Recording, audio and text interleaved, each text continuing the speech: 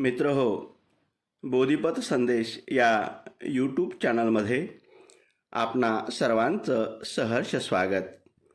26 जानेवारी प्रजासत्ताक दिनाचा थोडक्यात इतिहास. भारताला ब्रिटिश राजवटीपासून 15 ऑगस्ट 1947ला स्वातंत्र्य मिळाले. तेव्हा स्वतंत्र भारताला स्वतःचे संविधान नव्हते. भारताचे कायदे हे भारतीय राज्यशासनाच्या 1935 सालच्या कायद्यानुसार चालत होते. 29 ऑगस्ट 1947 रोजी डॉक्टर बाबासाहेब आंबेडकर यांच्या अध्यक्षतेखाली स्वतंत्र भारताचे संविधान तयार करण्यासाठी मसुदा समितीची स्थापना करण्यात आली. या समितीने संविधानाचा मसुदा तयार करून तो सभेपुढे 4 नोव्हेंबर 1947 रोजी सादर केला.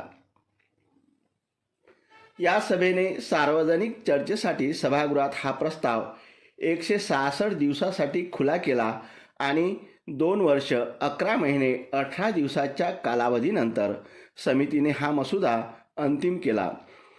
बरेचसे विचार विमर्श आणि सुधारणा केल्यानंतर समितीच्या 308 सदस्यांनी हिंदी व इंग्रजी अशा 2 हस्तलिखित प्रती 24 जानेवारी 1950 रोजी स्वाक्षरांकित केल्या.